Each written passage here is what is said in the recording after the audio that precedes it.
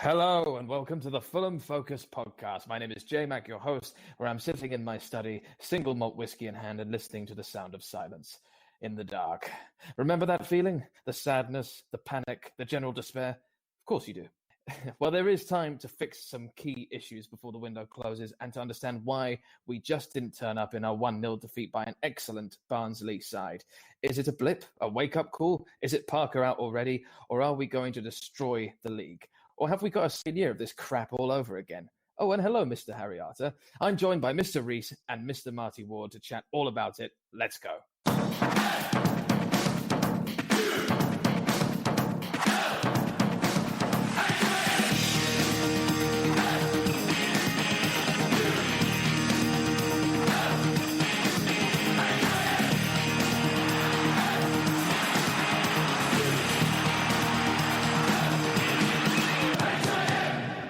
Fulham.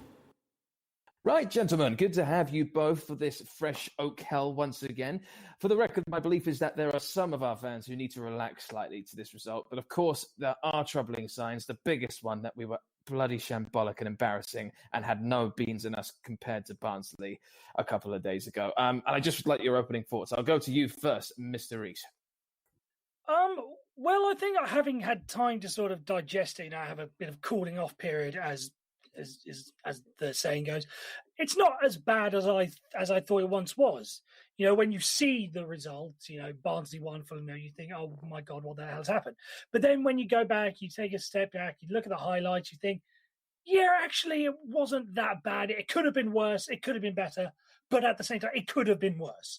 We've had disastrous bad starts in the past. When we came down the last time, the Ipswich game, my God, we were god awful that day. So we've improved a bit. I think many people would say because we were a better side now than we were then.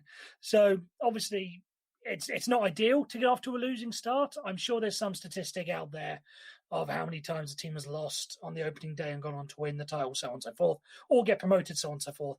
So I'm just going to take a step back and say, yeah, let's just wash off. This game's a given. Let's just wash it off, move on from there. There's like 141 points left to play for or something like that. Let's just focus on them.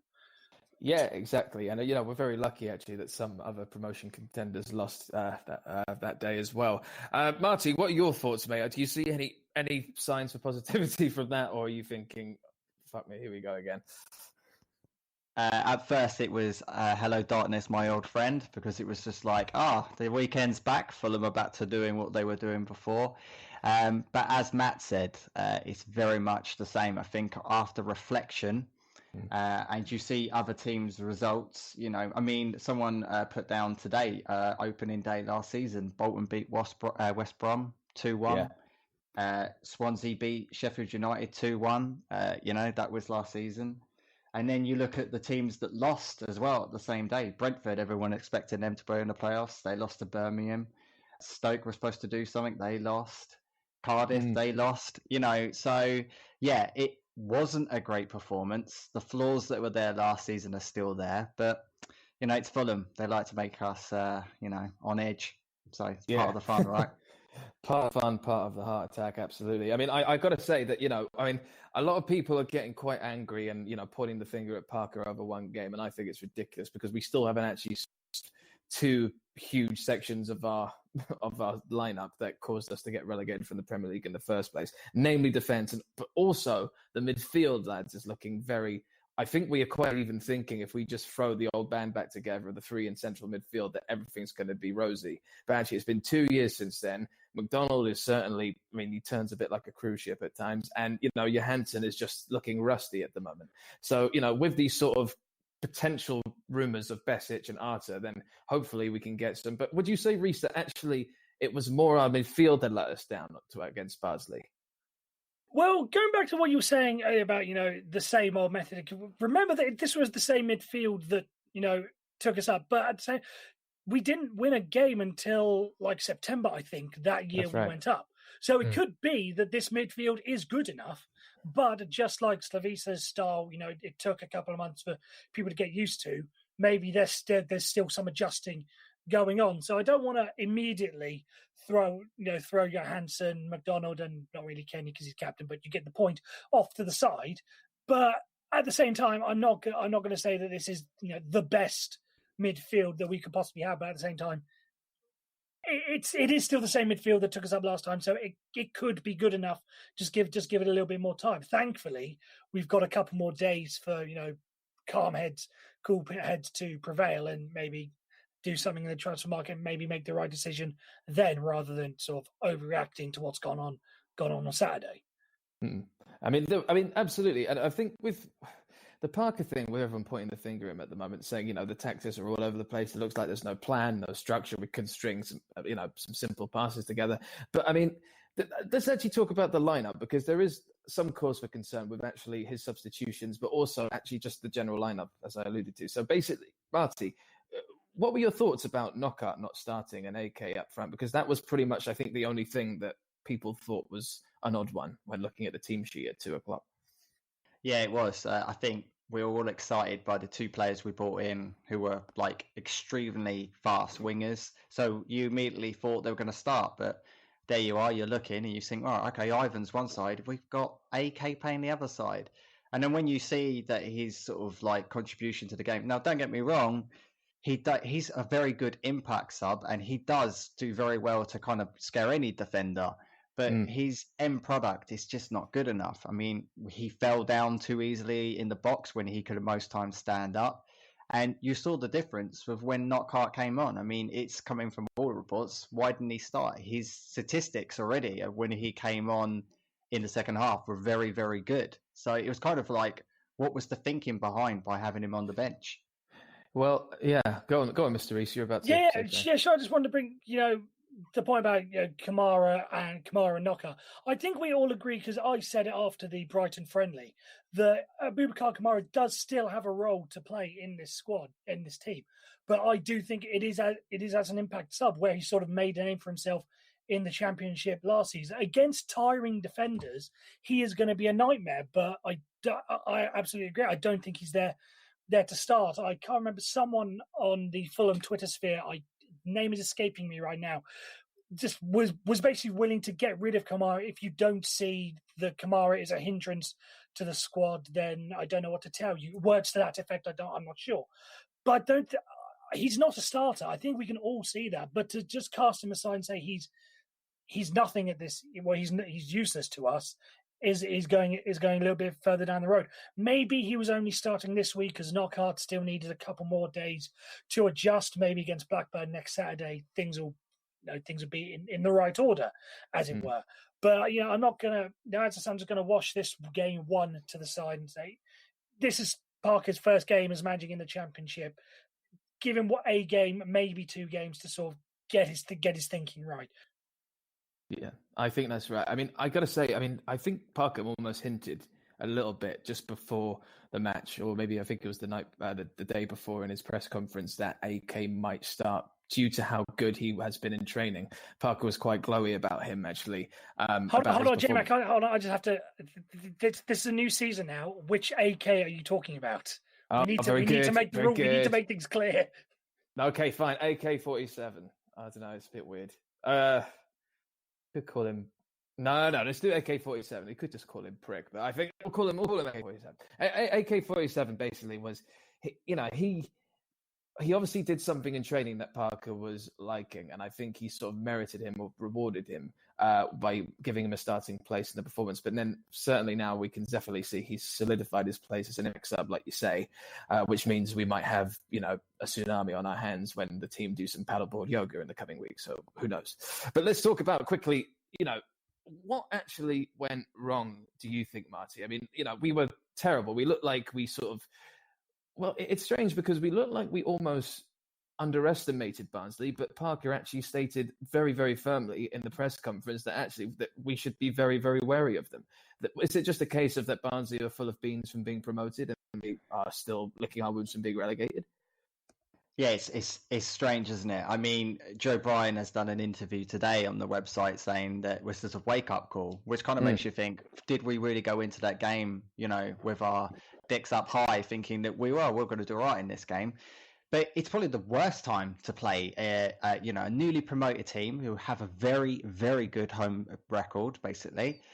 And you look at all the teams that got promoted, they all really turned up. Luton gave Middlesbrough a hard game. Charlton gave a really good performance. I think it was just the wrong time to play them. Not that that's an excuse.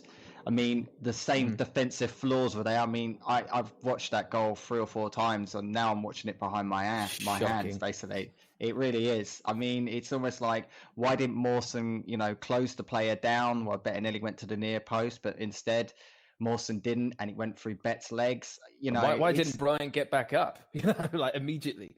Exactly. And then, MLM, I mean, he did like a flying somersault, was just laying there, and he wasn't having a good game, but he was definitely not.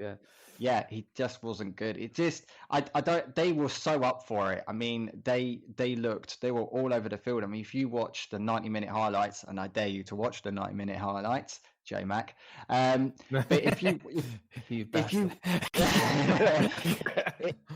if you watch it, it's just like they're all over the field. They overrun us. We just looked shell-shocked. Like Jmac, Steph Joe just looked like deer in headlights. Kevin McDonald as well. I mean, it was quite worrying to watch. I can see why it was doom and gloom as soon as the game finished. Yeah, just one point I wanted to bring up about the goal, and it's only something I saw on the sort of third or fourth replay. Now, I know that Marcus Bettinelli is going to get a lot of stick for letting one in at his near post. But if you watch it closely, the ball actually takes a deflection. So I don't think that's something we can really hold against Bettinelli. For all we know, he could have positioned himself perfectly to save the shot. But it was just the fact that it was Alfie Mawson, stuck his leg out, probably quite rightly, and it just went the other way. So a lot of people were to blame for that goal. You could argue the whole team, but I just wanted. There's going to be a referendum at some stage about Marcus Bettinelli, whether or not he should be the goalkeeper, similar to how we treated Fabry and Marcus Bettinelli last year. I just want to, when this does come, when the time does come to have a referendum on whether or not Marek Rodak deserves a going goal, we're going to have it at some stage. Just hold that, in Bettinelli's favour that it was a deflection. Could he have done better? Sure, but it was a deflection. So let's sort of give him the benefit of the doubt on that. I agree, and I think Rodak is certainly going to be, a future starter for us. I think we shouldn't be doing goalkeeper bingo again after the first game like we did against Palace with Fabry. So I mean, I think Fabry actually played against Spurs the next match as well. But still, the point is just absolutely, I think Betts hasn't done enough yet to him deserve to be put down and Rodak in. It would just start an absolute chain reaction of dressing room meltdown, and it would be the worst start, worse than it already seems at the moment. So yeah, we seem to be in a phase where we are not really sure what our style is at the moment. I mean, it's only one game, I know, but Mr. Rees, do you see any differences to how we've been playing in pre-season to this game? Because I'm hearing that we looked a lot more different in this game, other than being just crap, but there was a style difference, like a cluelessness about us. No, because I think from what I saw in pre-season, we were pretty clueless at some stages then. And much like in pre-season, there were opportunities where we had our chances to take, and we just didn't take them. Everyone's going on about this, the greatest attack that the Championship has ever seen with Caballero, Mitrovic, and Knockaert. But at the end of the day, it's still not not producing results. Even Aite coming off the bench had a great chance towards the end, but he sort of dawdled a little bit. So yeah, I would say there's still some adjustments being made, because unless this is Parker saying no, we're fine with what we are, this star will come good, in which case I'd slightly panic. But other than that, no, I think we're still pretty much in the same sort of mode we're in. Or we were in pre-season rather. All right, very good. Marty, on to you. Yeah, I agree with Matt. I almost kind of feel like we needed a couple more pre-season games. It almost looks like there was one game where it clicked together, where the Tom Kearney show came into it in the Brighton game, but then obviously the wheels kind of came off in the West Ham game. There's definitely, I don't know how to describe it, there's a little bit of Slav football going in there. You think of the amount of experience Scott Parker has, and the amount of coaches that he's been under. Yeah, he was also under the youth team at Tottenham. There's definitely something going on. I don't know if he's still waiting for those additional players, for a certain player to be sold on. It's interesting, as I say. I mean, obviously, Slav was a very slow starter, as we all know. I mean, both seasons that we had under him. So you kind of got to give him a chance. But so many people are ready to sort of throw in the towel, which we don't want to be that team sacking a manager after one game. I know it was a poor loss, but you've got to give a guy a chance. This is not Felix Magath we're looking at here. Yeah, I hope not. No, and I don't think it is, and I don't even think we're in the realms of Kit Simon's Mark II either. Not yet, anyway. Not yet. I will not. I refuse to call for Parker's head until we've actually, got the full window. So yeah, Mr. Rees, Marty alluded to, it was the worst possible time to play Barnsley after coming straight up from League One. I mean, do you think that's actually a valid point, that actually we shouldn't have underestimated them to begin with, and actually this could actually genuinely be just a blip?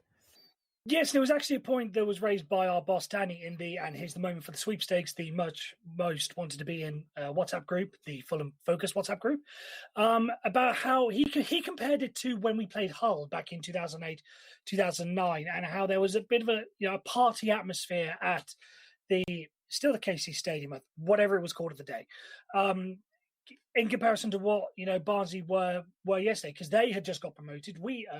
They had just got promoted. Barnsley had just got promoted. So there was a little bit of, they wanted to show that they belonged in the big time, as it were. So they played above themselves to an extent. And maybe we just got caught off guard with, a bit of complacency. I think it was the point that Danny was trying to make. I obviously don't want to speak for him. He's made the point on Twitter. So if you want to agree or disagree with him, by all means, go talk to him. He's a lovely guy. But that was the point he was trying to make, and I think there is some validity to it.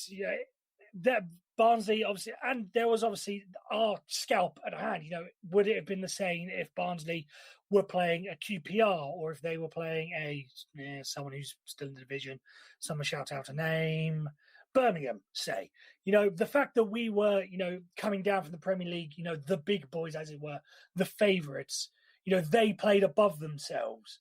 So we can sort of put this game, as you said, a bit of a blip, as it was, because we're not going to be facing this kind of opponent every single week, as the aura, if you will, of, that being their first game, this being our first game, us being the favourites for some reason. We're not going to get that every game. So you can just put that, the emotion of the side is probably the point he was probably trying to make, the emotion of the occasion rather than the, everything that played out on the pitch sort of overtook the game. That's my sort of interpretation of what he was trying to say.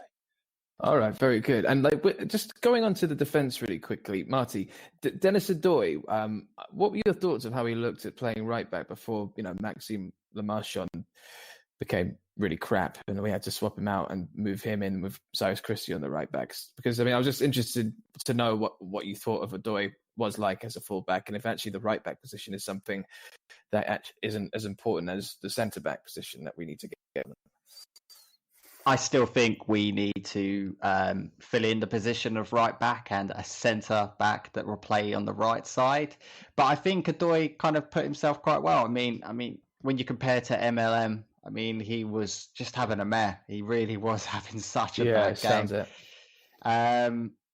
I think when he did that flip and he had a bad back, he thought, right, finally, I've got an excuse to get off here and I put my head down, because it really was. He was just having an absolute mare. A lot of people, I think, were expecting him to sort of maybe flourish a little bit, but he just looks a deer in headlights as well, to be honest with you.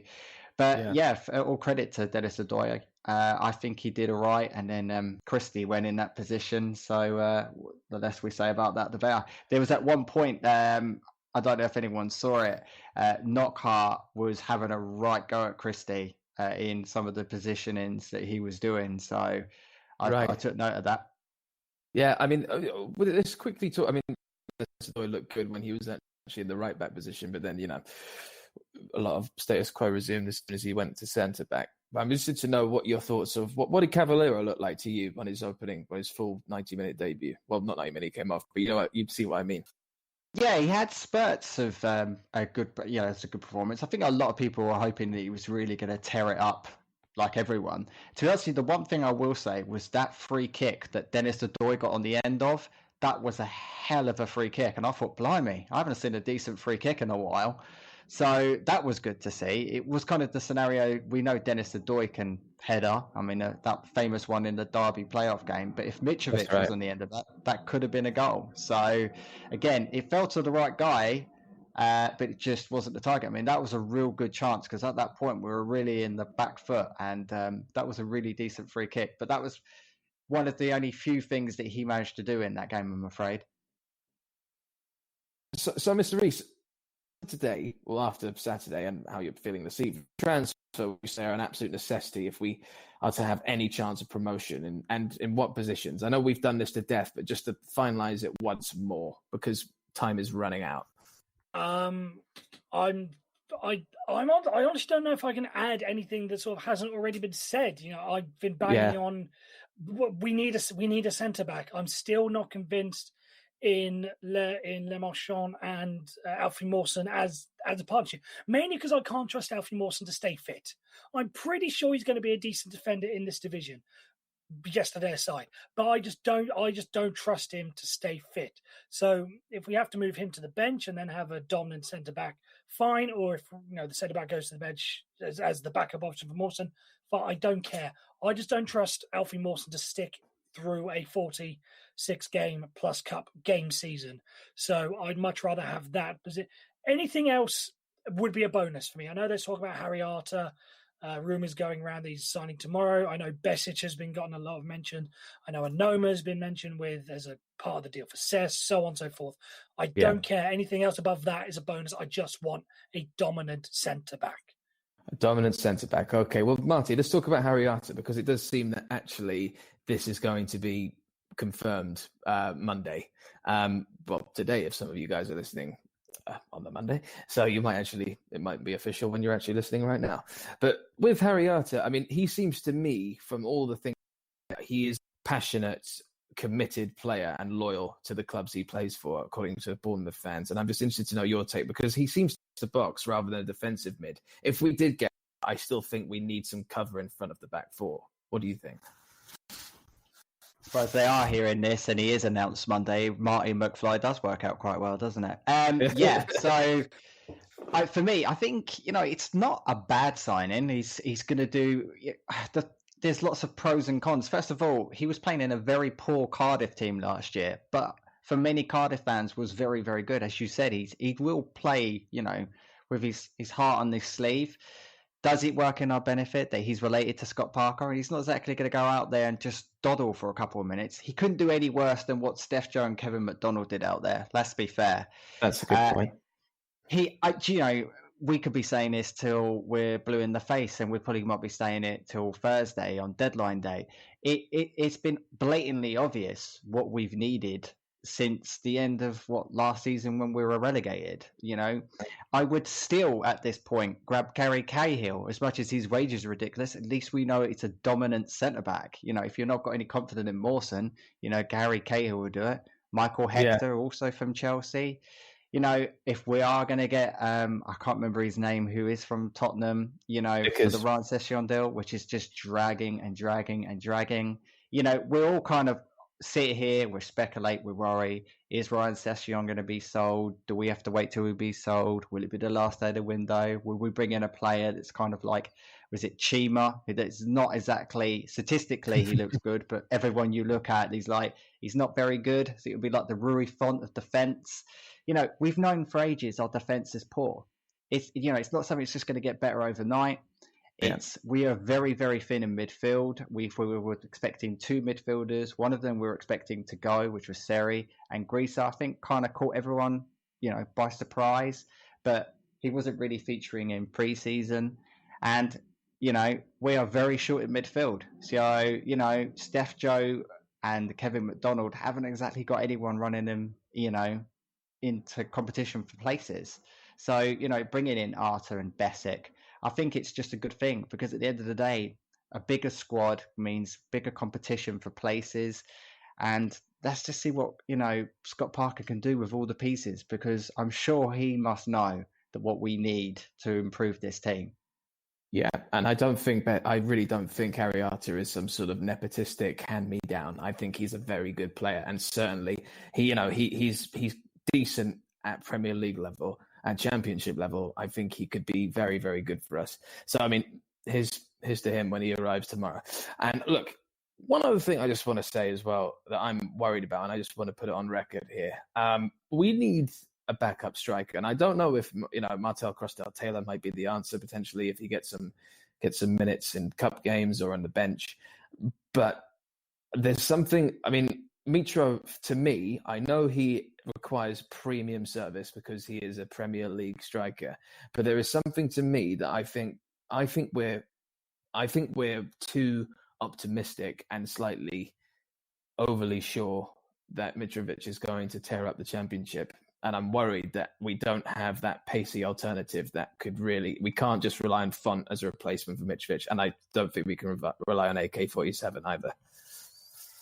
I totally agree with you. I feel like we can't have a like-for-like striker, because if you were saying to anyone, like Rui Font's coming on for Mitrovic, you'd be like, oh, good Lord, or AK's coming on for Mitrovic. You're thinking, well, he'll be quite scary for defenders, but he's not going to hit the target even if the goalie's not in goal. Yeah. At this point, why not go for somebody who's guaranteed goals, a different type of player? I mean, we haven't spent a penny. I don't know what the whole kind of salary issue is that we've got regarding, to be within the league standards. Dwight Gale's still available, your best mate, Jmac.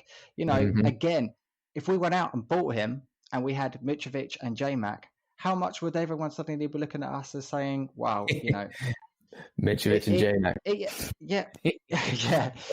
But Dwight Gale and Mitrovic, it's just two strikers already. You're thinking, goodness me, look at that, and if we could shore up the defence with guaranteed goals at the front, which we all thought before going into this game, we just need somebody with a real bit of pace in it, somebody a bit different from Mitrovic. I think I agree with what you say. I mean, we just need something that is, it's going to come off the bench that will excite you, or, will be a different option.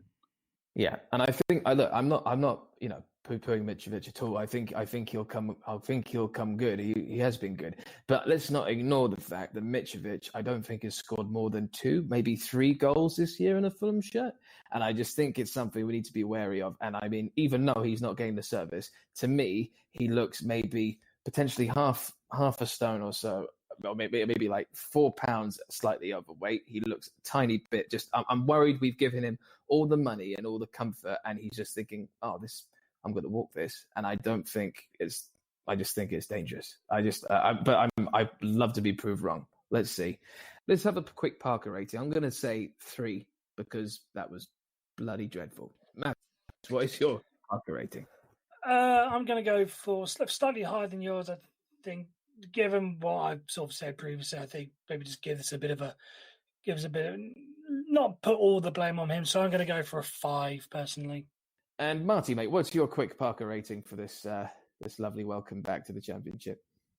Oh, geez. Okay, I'm going to sit on the fence, and I'm going to give him a 5. Okay. I know people are going to be like, well, that's a bit high. We've lost to, I think he put the players out there that he expected to do a job, and I think we underestimated them. I honestly, I feel like the Blackburn game, if we'll play the exact same way again and we get absolutely bullied again, then my Parker rating will go down. So I'm just going to give him a clear 5 at this point. Yeah, and look, I think that's fair enough. And I don't think Parker deserves Parker out just yet. Far from it. But I say in 5 games' time, and we're still feeling like this, we'll probably be looking across the road to Chris Huhn or something, but maybe not. Anyway, right. Thank you very much, guys. After this, we're going to have the quiz. Fulham. And welcome back. And now it's time for the quiz. It's time. It's back. Now, for my co-hosts, my lovely co-hosts here, you can have a total of 24 points each. And for my listeners at home, this isn't Frasier, listeners at home, a total of 32 points. So we will start with round 1 opening fixture. All right. So the round 1 opening fixture. Name the result that Fulham managed from the opening league games of the following seasons. All right. So a bonus point will be given to you. Reece, you're about to say something. No, I'm just getting ready to answer the question. You're very, very excitable. I like it. Okay. A bonus point is available for each one if you can name the opposition from that match. All right. So, Mr. Reece, would you like set 1 or set 2? I'll take set 2, please. Okay. Are you sure? Yes. Okay. Set 2. All right. Question 1. The opening fixture, what was the result in the season 2000 and 2001? Did we win, lose, or draw? This is before my time. However, I've done the research for that. I know we won because I know we won like the first 10 games on the spin that season. Right. I'm going to go for a win. And then what do I need for bonus points or something? For bonus point, if you can say the team that we won against. Around that time in the championship, who would it have been? Right, it could have been anyone. I'll say Preston.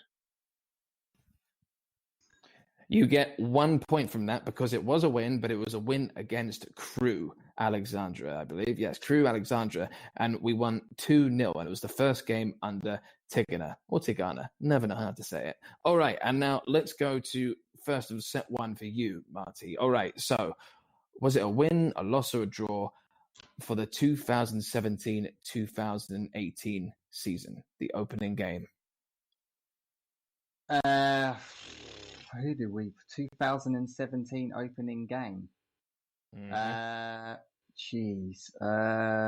Wasn't that when we were in the? No, wait. Okay, Marty, I can't tell you that. I try to think. What? I think.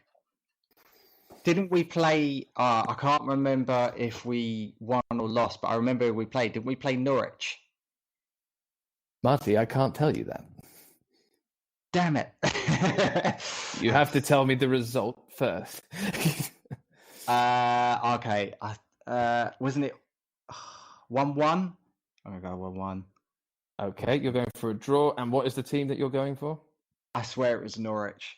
It was indeed. That is 2 points for you there, mate. It was a draw and it was against Norwich 1-0. And it was the first game of the Slav promotion season. All right, now back to you, Mr. Reece. And this... the 2010-2011 opening fixture. Draw, win, lose, followed by the team, if you know it. I think that was Bolton. That was Bolton away, and it was a 0-0 draw, I believe.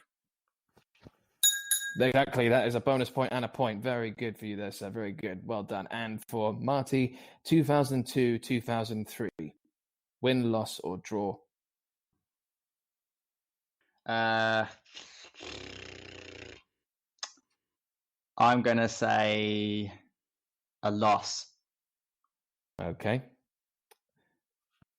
And I'm going to... I think, did we play Tottenham? 2002-2003, I'm afraid, was a win, and it was against Bolton, where we won 4-1. And we were top of the league for a week, so no points for you there, Marty. And back to you, Mr. Reece. Okay, here we go.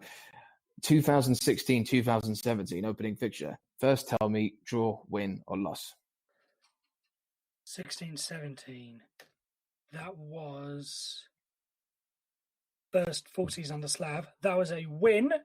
It was a home win. It was a 1-0 win against Newcastle. Matt Smith with the winner. That is 2 points for you there, mate. Well done. And Marty, here we go. 2006-2007. First tell me, win, loss, or draw. 2006-2007. I think we played... Wait. I think we played Manchester United. I think we lost that. I remember watching it round my mate's house, and he kept calling me. I think we lost something like, what was the score? Doesn't matter. You don't need the score because you got it absolutely right. We did lose, and it was against Man United, and it was 5-1. That was it, yeah. And we were 4-0 down after 20 minutes. It was the game that Cristiano Ronaldo became Cristiano Ronaldo because he just come off the back of the World Cup. So he was there, right, I'm going to absolutely blank the whole of the English league for what the press did to me over the summer. And we were the first victims. Nice. I was there. Right. It was brilliant to watch at stages, even if it was terrible. All right, final question for you, Mr. Rees. Final question. All right, so 2012-2013, win, loss, or draw?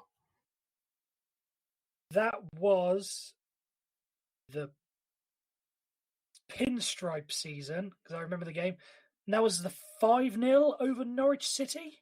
Indeed. 2 points again. Well done, mate. And for that one as well, we were top of the league for a week. I remember that. I was at that game. I was in Hammersmith then. All right. Very good. That is the first round done for you. And the final question for that round for you, Marty, is 2007-2008. Win, loss, or draw first, please.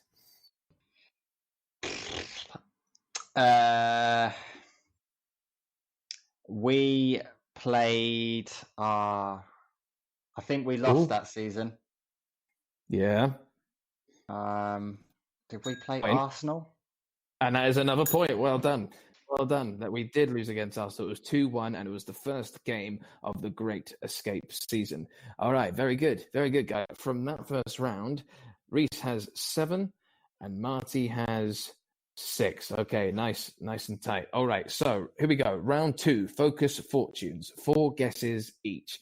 So it's basically like the old school back and forth round. But all right. Round 2, counting every season from 1999-2000 to the present season, 2019-2020.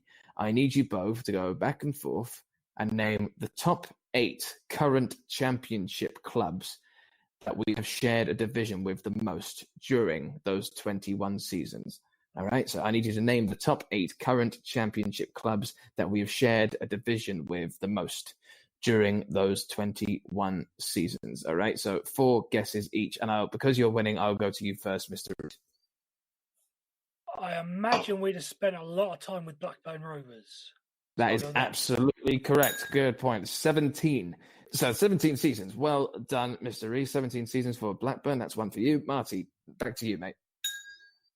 I want to say Birmingham City.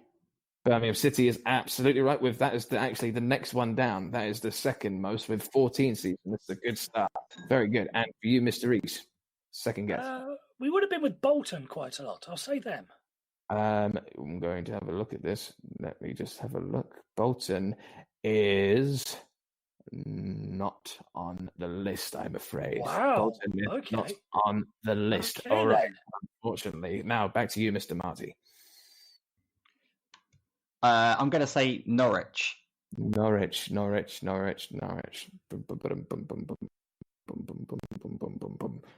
not on the list either. Back to you, Mr. Rees. You know, I can't even remember teams in the Championship. I wanted to say Ipswich, but they got relegated. Right. That's not my answer. Fine. Teams in the Championship. Reggie, who are we playing this season? Yeah. The Sheffield teams. There's no time to keep 9 mil with. This is hard.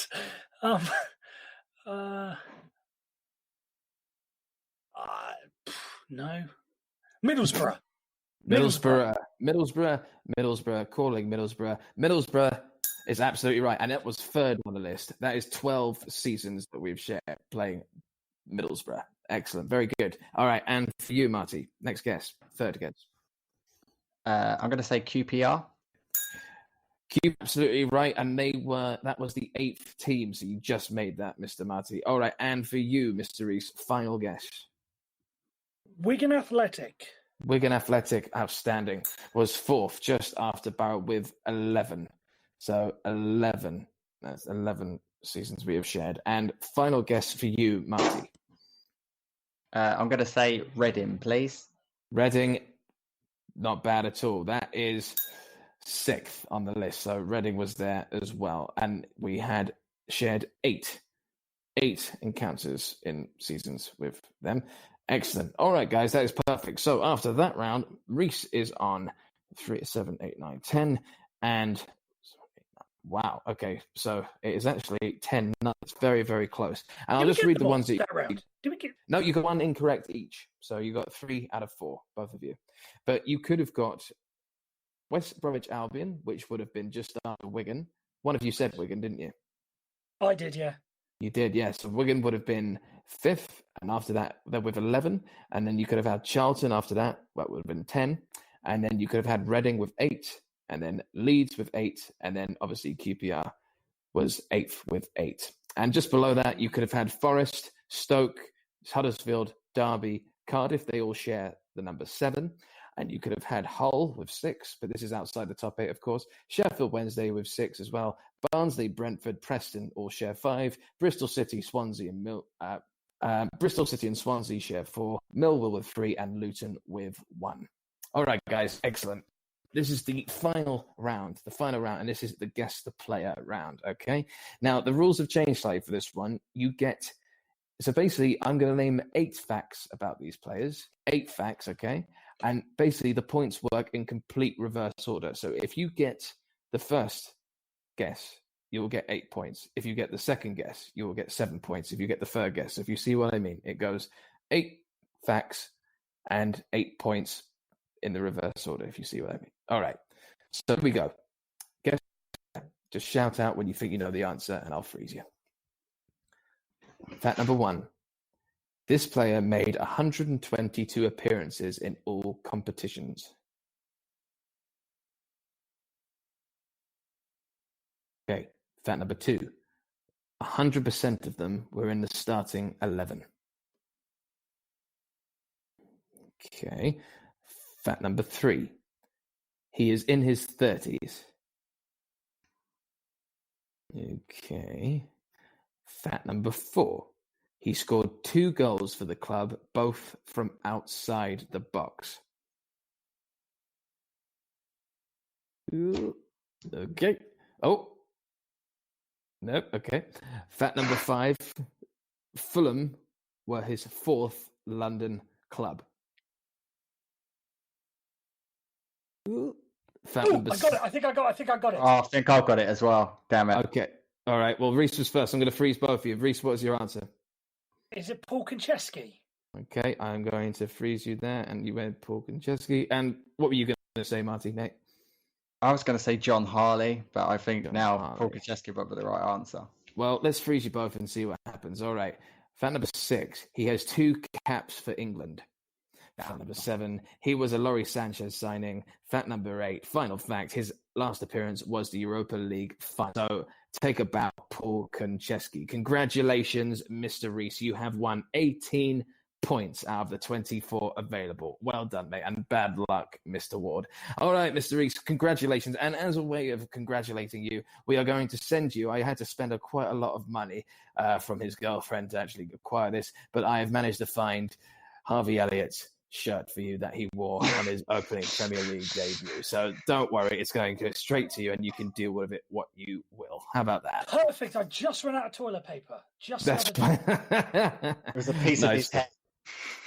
Yeah, a lock of his hair that you can burn as well, or a lock of his dread, as one would say. All right, guys, thank you very much. Thank you very much for talking to me. It's so good to hear your voices again, and we'll do all again next week.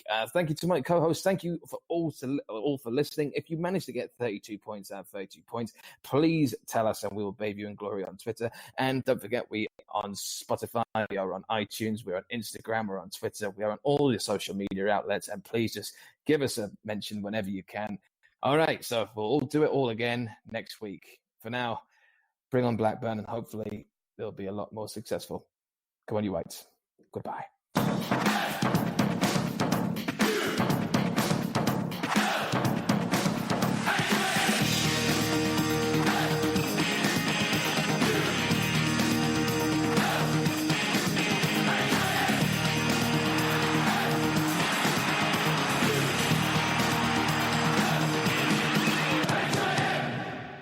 Fulham.